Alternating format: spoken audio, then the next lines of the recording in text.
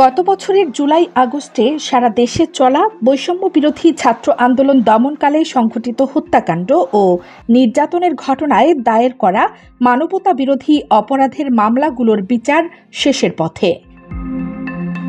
মামলার কেন্দ্রে রয়েছেন সাবেক প্রধানমন্ত্রী শেখ হাসিনা, সাবেক স্বরাষ্ট্রমন্ত্রী আসাদুজ্জামান খান কামাল, পুলিশের সাবেক আইজিপি চৌধুরী আবদুল্লাহ আল মামুন সহ ক্ষমতাসীন দলের বেশ কয়েকজন শীর্ষস্থানীয় নেতা ও আইন শৃঙ্খলা বাহিনীর সাবেক কর্মকর্তারা।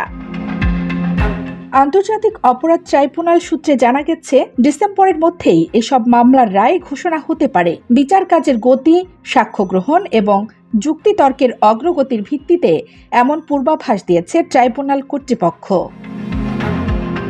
বর্তমানে 2টি মামলায় আনুষ্ঠানিকভাবে অভিযোগ গঠনের মাধ্যমে বিচার শুরু হয়েছে।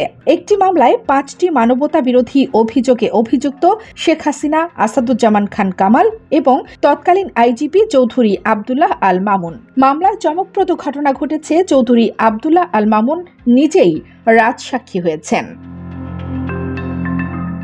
অপর মামলাটি ঢাকার চানখারপুলে 6 জনকে গুলি করে হত্যার অভিযোগে দায়ের করা হয়। এতে আসামি করা হয়েছে ডিএমপির সাবেক কমিশনার হাবিবুর রহমান সহ পুলিশের আরও 8 সদস্যকে।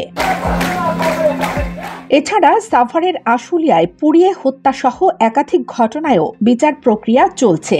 রংপুরে বেগম রোকেয়া বিশ্ববিদ্যালয়ের ছাত্র আবু সাইদ হত্যার মামলার অভিযোগ আমলে নিয়েছে ট্রাইব্যুনাল।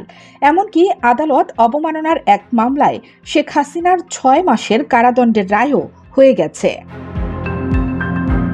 2024 সালের 14 অক্টোবর গঠিত নতুন আন্তর্জাতিক অপরাধ ট্রাইব্যুনালের নেতৃত্বে রয়েছেন হাইকোর্ট বিভাগের অতিরিক্ত বিচারপতি মোহাম্মদ গোলাম মর্তুজা মজুমদার।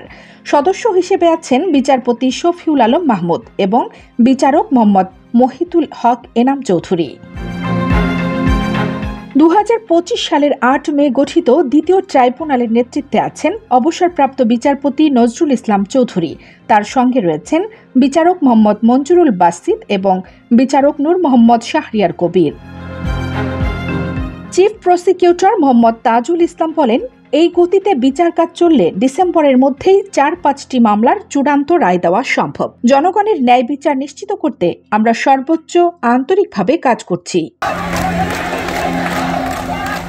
জুলাই আগস্টের সহিংসতার ঘটনায় 350টির বেশি মানবতা বিরোধী অপরাধের অভিযোগ জমা পড়েছে তদন্ত সংস্থা ও প্রসিকিউশনে। এর মধ্যে প্রায় অর্ধশত অভিযোগের তদন্ত চলছে। এই অভিযোগগুলোর মধ্যে রয়েছে আওয়ামী লীগ আমলে গুম, খুন, তথাকথিত জঙ্গি নাটক এবং 2013 সালের শাপলা চত্বরে হেফাজত সমাবেশে গণহত্যার মতো বহু আলোচিত ঘটনা।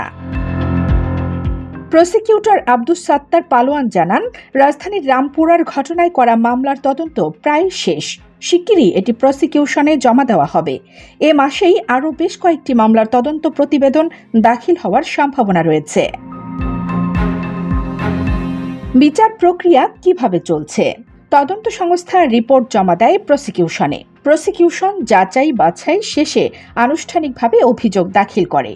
ট্রাইব্যুনাল অভিযোগ আমলে নিয়ে পরোয়ানা জারি করে। গ্রেপ্তার না হলে পত্রিকায় বিজ্ঞপ্তি। পলাতক থাকলে ট্রাইব্যুনাল আসামির পক্ষে আইনজীবী নিয়োগ করে। এরপর শুনানি শেষে অভিযোগ গঠন, এরপর সাক্ষ্য গ্রহণ, জেরা ও যুক্তি বিতর্ক, আর সবশেষে চূড়ান্ত পর্যায়ে রায় ঘোষণা। আসন্ন ডিসেম্বর নাগাদ বাংলাদেশের ইতিহাসে এক নতুন অধ্যায়ের সূচনা হতে পারে।